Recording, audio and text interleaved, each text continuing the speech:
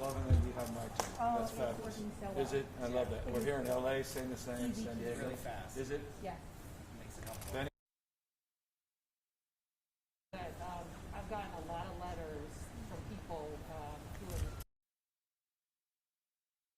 how great this system has worked here, and they are so like they feel almost like some of people have described it as like Disneyland because everybody's so happy and just the whole process and how long it takes. It's fast.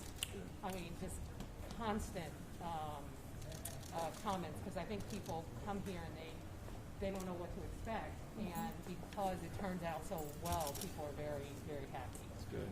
Yes. Good. Yes. And we just got my turn in Spanish as well, which right. So you started that this week or last week? We've been using that, and now we're looking at Chinese And Chinese, as well. which is critical So here. that's And we have 6 more languages coming in. languages identified. We have employees that speak specific languages, and then we have a Good. Awesome. And so that's the platform. Notification, registration. Come in here, schedule.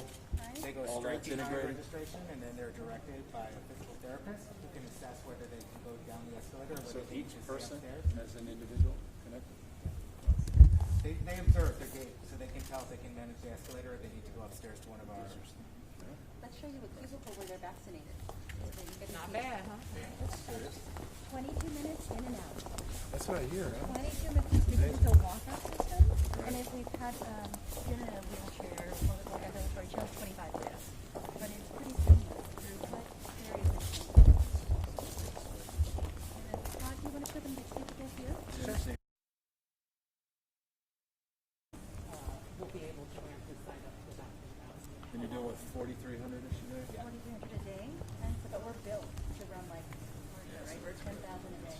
Largest in the state. What's that happen? Well, there's some Clear, actually. the supply is not within the local. Waiting anxiously. Give me a sense. So this is obviously the largest site, but you got the baby sites, you got all these others. What are the sort of next tier of this scale?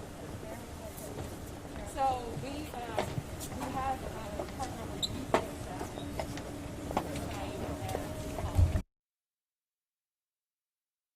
Just this site, are you setting aside a percentage of folks in your proactively as navigators getting, or are you just waiting for people to come? So we're coordinating directly with FQHC. So the city, county, and then the consortium, which is beautiful. It's 6 different organizations. So it's Phaser, it's Dignity, and I think together we're stronger. We're stronger so that we can coordinate and ensure that those folks have access, digital access, language access. So So you're getting, I mean, in these tiers, the demographics are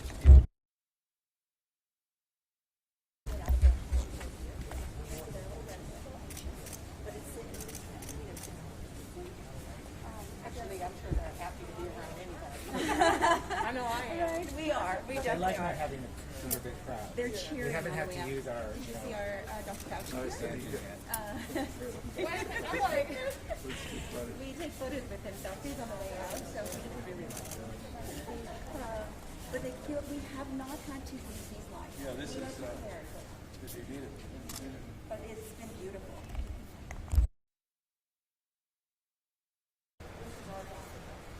Dr. Colvin, running our health department.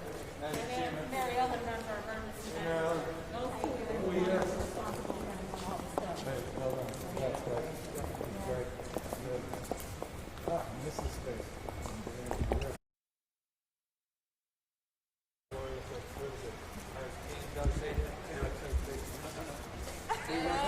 Santa Clara and Levi's, the biggest, and now you're the biggest. So, yes, and yes, and yes, yes. I'm the governor. So what you're from. You guys are the I think we probably have done more per day than any of them. We're definitely the best. You're doing 15,000. You're We're right there. 22,000 Well, you can do since 22. we started. Okay, no, since but you can get to 15 a day or 12. 10 a day. All right, so that's then we're in a disputed territory. That's it. Give me that. I hear that we on that.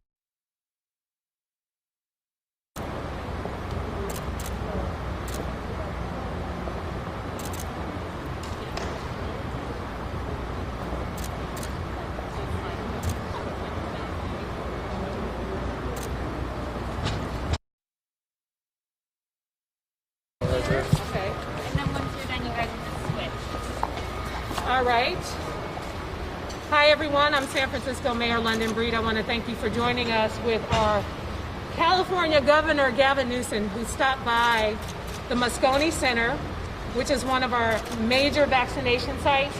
In this site, we have the ability to vaccinate at least 10,000 people a day. And Kaiser Permanente, who is partnered with the city on this site, they've been doing an incredible job. And in fact, they've been able to do almost 5,000 per day at this site alone. So we appreciate their work. I've been getting a lot of positive feedback. We know that it's not about the facilities and the physical structures and the logistics.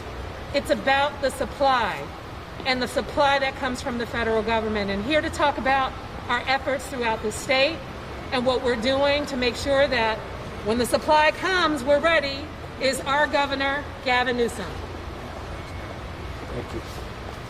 Let me thank the mayor. Let me thank Supervisor Haney as well for being here. I know Supervisor's district, and it's great for me to be back in my hometown, San Francisco, and to be with all of you, but also more importantly to celebrate the success of the mayor, current administration, the entire team, Dr. Colfax and Mary Ellen and others that made this site possible. This is one of the largest sites in the state of California. This is one of the most efficient and effective ways to quickly administer the vaccines, not only here in San Francisco, but here in the state of California. This is state-of-the-art, 22 minutes from beginning to the end with a platform called My Turn, which now will be a standard platform all across the rest of the state in the upcoming week as we move from a pilot phase to a statewide application phase, notification phase, and reservation phase on one single platform. So San Francisco is leading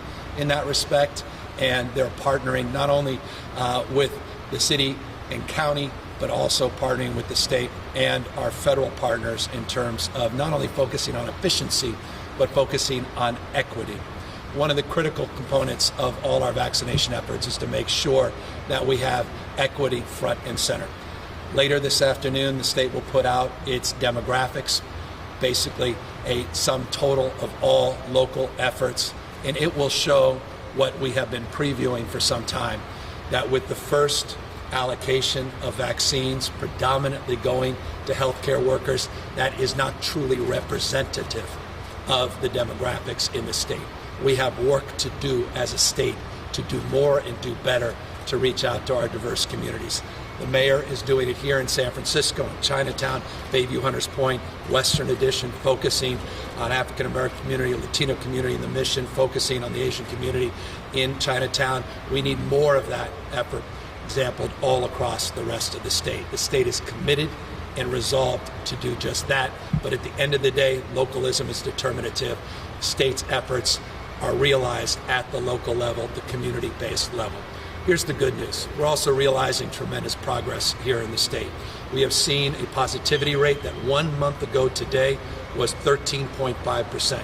Today, it's 4.3%. In just 30 days, 13.5 to 4.3%. Literally, this time, the 12th of January, last month, we reported 36,000 cases here in the state of California. Today, 10,000 cases. 36,000 to 10,000 cases. 34% decline in hospitalizations the last 2 weeks, 29% decline in ICUs in the last 2 weeks. We have seen a tripling of vaccinations administered in just the last month. Let me be even more specific. As I speak, 5.5 million vaccines have been administered in the state of California. This time last week, it was a little over 4 million. We're now averaging roughly 200,000 vaccines being administered each and every day. That's double where we were a few weeks ago. What this site proves is that the only limitation in our capacity to do more is supply. And supply is the constraint. Supply is the issue here in the state of California, all across the country. Let me again be more specific about what I mean. This state, because of the Biden administration's leadership, has a 3-week window into our allocations, meaning we know what we're going to receive, not just this week, next week, and the week after. Here's the reality. 1,080,000 doses received last week. 1,080,000 doses received this week. Next week, we anticipate a modest increase, 1.2 million doses, not a substantial increase. And while the administration's done a very admirable job procuring more Pfizer and Moderna vaccines to the tune of 200 plus million, those vaccines are not available until later in the summer, likely, as the administration announced yesterday, in July. So the challenge for us is not only to build out the infrastructure like we've built it out here, like the city has built it out here, that provides capacity. It's having the supply available. This is an example of what other cities are doing, large-scale sites down at Levi's Stadium, Oakland Coliseum, down at Petco Park in San Diego, larger sites that are now being stood up in partnership with the federal government, a new one focusing exclusively on equity into the African American community at Cal State LA in partnership with the Biden administration. Community clinics now getting direct allocations from the Biden administration, 500,000 across this nation going out next week. That will also help from an equity lens, but we have a lot more work to do. We need more supply. As soon as we get it, we'll be able to administer it. So good news, making progress on the dosing, administration of those doses, making progress in terms of the numbers moving in the right direction, allowing us a little more flexibility in terms of not only business reopenings, but school reopenings. And we need to get our schools reopened in the state of California for our youngest cohorts. We can do that safely.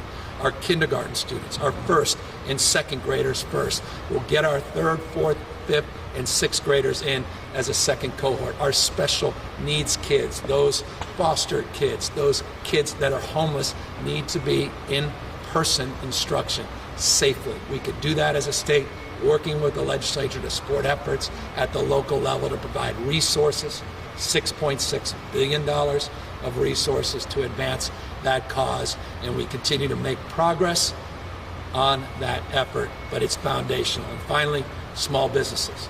I'll be down in Chinatown in just a moment talking to small businesses that are beneficiaries of the state grant program, amplifying the work the mayor and the supervisors are doing with their own grant programs. We're going to quadruple the amount of grants coming from the state of California, an additional $2 billion of grants, not loans, the state will be putting out very, very shortly.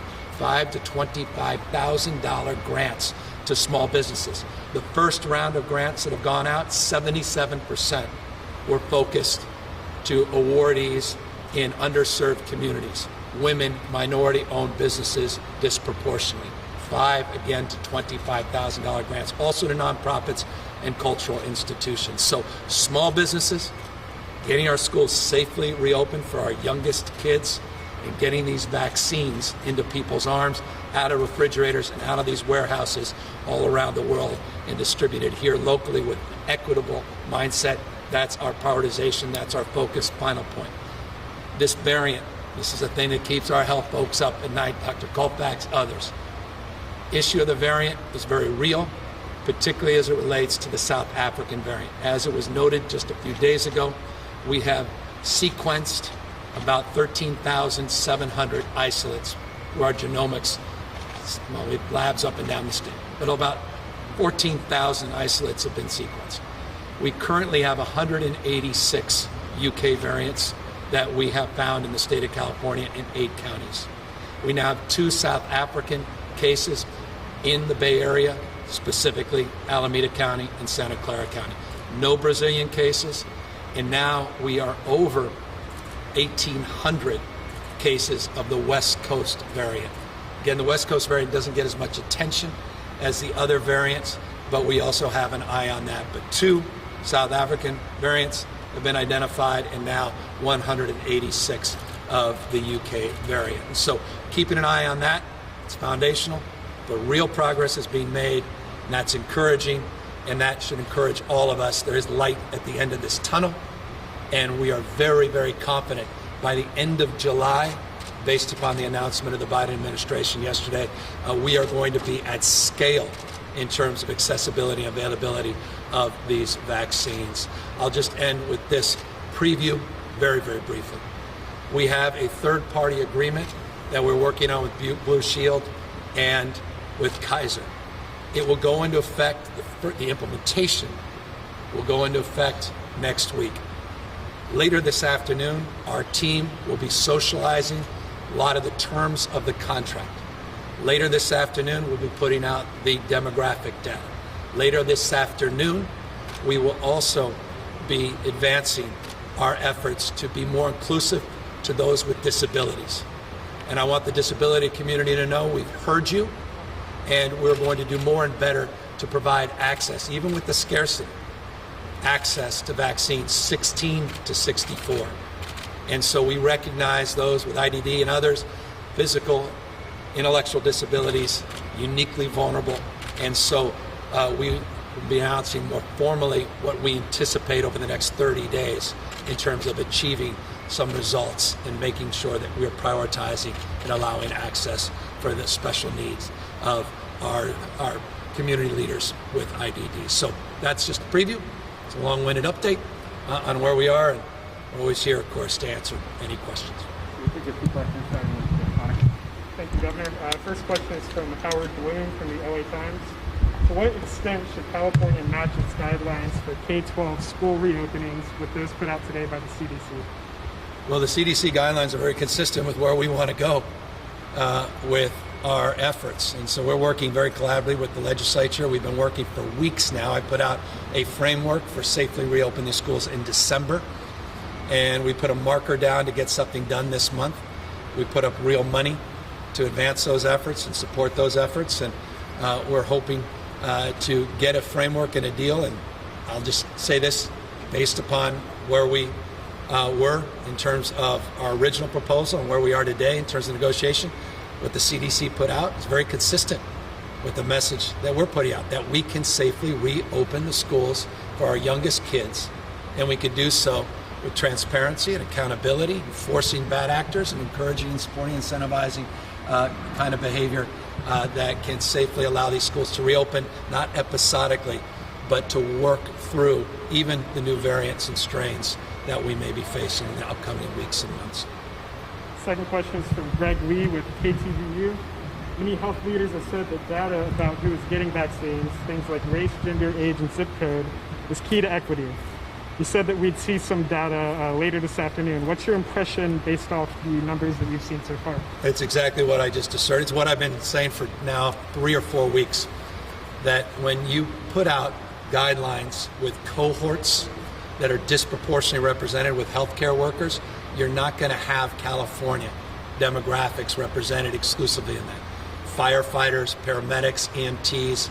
So there was an overrepresentation of certain groups based upon the first allocation. Now we're broadening the allocation framework, including the mayor's announcement just a few days ago here in San Francisco, and you will see much broader distribution as we prioritize now community leaders across the spectrum, farm workers, critical food workers, our teachers, and others. And so you'll see that demographic information take shape much more dynamically and appropriately, including, by the way, the work community clinics, the work with pop-up sites all across the state, including here in San Francisco. We announced in Fresno 2 days ago what we're doing at OptumServe to do more pop-up sites and focus sites in terms of advancing equity. The third-party agreement is all about transparency and equity. And what you'll hear this afternoon as we put out the data on what the counties are doing in terms of equity is the purpose of the third-party agreement is performance-based, equity-driven, efficient allocation and administration of vaccines, and we will drive the equity frame more clearly and efficiently through this third-party agreement that goes into effect next week. Next question is from Angela Hart with Kaiser Health News. Counties have invested tremendously to stand up their own vaccination programs, and many are worried they will see their allotments diminished under the Blue Shield contract. Is it possible counties will receive fewer vaccines under the new strategy? Well, we're dealing in a scarcity framework. We're going to incentivize good behavior. We're going to pay for performance, and we're going to encourage efficient distribution and administration and data collection. Huge issue. More data, more transparency, equals more accountability, more ability to measure our effectiveness against these specific equity goals and efficiency goals. This third-party administration is all about that, partnership with Blue Shield and with Kaiser. But we are driving a different framework because with respect, there's 58 strategies in 58 counties. Some counties are doing extraordinarily well, some are not. And so the answer to the question is, for those that are not, yes, that may be the case, but that does not mean we're leaving those communities behind. In fact, quite the contrary. We're being more prescriptive and more specific in terms of targeting providers directly and not using intermediaries in order to drive an equity lens and more efficient and effective administration of the vaccine. Next question is from me, Michael Williams with the San Francisco Chronicle. Last week, both the state OIG and Cal OSHA released reports and citations denouncing San Quentin's handling of the prisoner transfers that sparked an outbreak there. Have you read these reports, and if so, what's your reaction? I haven't read the report in detail, but I've lived the San Quentin experience every single day. I wake up, one of the first things that I look at, including this morning, is the number of people that have been infected throughout the CDCR system. Today, San Quentin had 2 cases of COVID-19. We've made tremendous progress, over 10,000 cases system-wide, now less than 2,000. We have 6 or 7 high concern, high-risk prisons that we are monitoring. In particular, San Quentin is one of them. We can go back and relitigate the federal receiver that sent that first transfer over. At the end of the day, we're trying to mitigate, we're trying to resolve across the spectrum and improve conditions in CDCR, and we have seen substantial improvement in those conditions. When I have the privilege of the time to read the details of that report, I'm happy to talk about the report more specifically. Somewhat related, a few days ago, your account tweeted, "Abolish the death penalty." Now, while you did issue a moratorium on the death penalty, you have the power as it stands right now to commute the sentences of each of the hundreds of people on San Quentin's death row. If that's how you feel, why haven't you taken that step, especially considering the situation at San Quentin over the summer? Well, the bottom line is no one is going to be put to death as long as I'm governor of the state of California. In fact, not only did I do what no other governor in California history has done and made that crystal clear through an executive order, working very collaboratively the legislature that overwhelmingly, I believe, is supportive of those efforts. But we also removed the death chamber from San Quentin, which was symbolic and substantive. I look forward to getting to a place where we can go back in front of the voters, but I'm not waiting for that. And I hope you'll note, and others will note, the brief that I put out to the Supreme Court on this issue. First governor in history to put out what I would argue, at least humbly, was a compelling brief talking about how racist the death penalty is and the criminal justice system is in terms of manifesting this most certain outcome, that being death. And I would encourage you to take a look at that brief to consider the thrust of the energy we're putting behind ending the death penalty, and also consider all the other commutations and pardons this administration's put out just in the first 2 years of the administration. And I can assure you, we have long-term considerations as it relates to more broader authority that I may have, but we look forward to going back to the voters to clarify and ultimately end this practice once and for all in the state. Next question is from several Los Angeles area reporters. Citing a lack of vaccines, Los Angeles has had to shut down its 5 major vaccination sites, including Dodger Stadium, until at least Tuesday. Mayor Garcetti said the city is getting only 16,000 doses this week, down from 90,000 last week. How can this be, and what is the state doing to rectify this situation? Well, how can it be? Because we don't have enough vaccines coming in the state of California. Talked to Mayor Garcetti 2 days ago, yesterday morning, also texting back and forth about this. I'll be back down there next week in the Cal State LA site, which will not be taking away from existing allocations of state vaccines. But it's simple. The answer is there are not enough vaccines coming to the state of California. And as I noted, we have more visibility over a 3-week period because of the Biden administration's leadership. But this is the issue that will become an even bigger issue that frames the lack of capacity that you see here every day in terms of total numbers of people coming in versus those that could otherwise come in. It's constrained by one thing now, simply supply, federal supply. Governor, question from KQED Public Radio. Do you anticipate in your school framework that you're working on with the legislature will include a requirement for districts to negotiate with labor? And do you have any concerns that that might dilute whatever plan you're putting together at the state level when it breaks down into negotiations in hundreds of districts? My firm belief is our youngest kids can safely get back into school, and that's what this plan ultimately is focused on. We put real money up. We want to focus on cohorts K-2, K-6. That's our prioritization. I respect collective bargaining, and I've learned as someone who's a practitioner in this space, doesn't intellectualize, you want to go fast, you can go alone.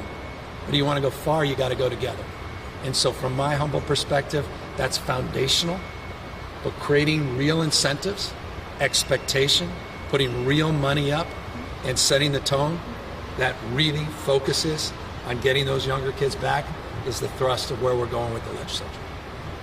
Okay, thank you for wrapping up. Thank you, guys.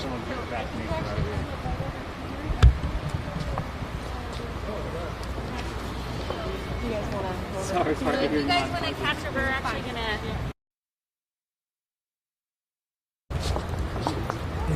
Where do you work, Antonio? Right here. Oh, good, good, thank you. Congratulations. Hold that down there for me. Get all of the mail. Yeah, I know. Very clean, very clean. Tim? Thank you. You have your own assistant. I do. They have to stay at a certain temperature, so they have to be administered within an hour after Right. about hours. That's a great thing. Look at that.